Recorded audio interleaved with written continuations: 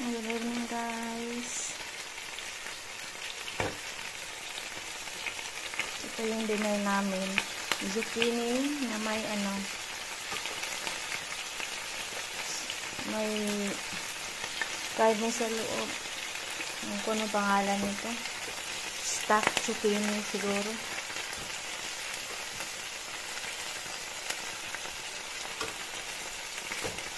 Ito lang yung kakainin namin.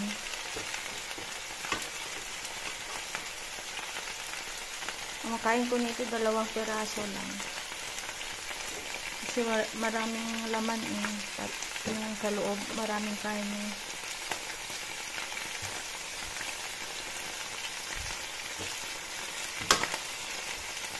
I-try ko muna yung niya, yung dulot-dulo para hindi siya patos lang, para hindi malaglag. Ganyan Tapos pag okay na yan lahat, lagyan ko ng wine, red wine or white wine. Ako mix ko na, mix ko na yung red at saka white.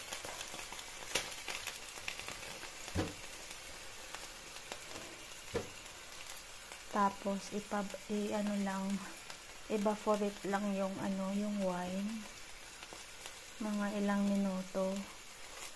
Pwede na siya lagyan ng tubig, tsaka yung tawag dito brodo, pero yung sa Pilipinas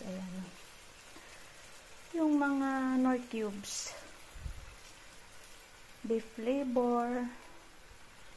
Pero ilagay ko dito ay yung yung red wine flavor, kasi para hindi na ako maglagay ng ng red wine.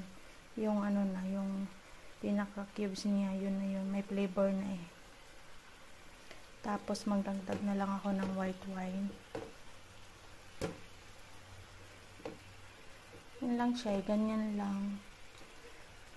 Baliktarin. Frozen pa, pa kasi frozen pa yung iba.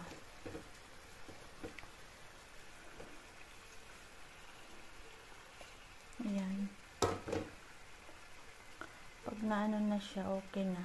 Pwede na yan ipahiga para maluto naman yung inuna ko lang yung mga dulo-dulo nila para hindi maglaglag yung mga karne sa loob.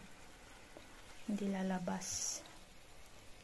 Kasi pag na siya, na ganyan, parang na siya nasisel, tumitigas siya. Hindi siya hindi na basta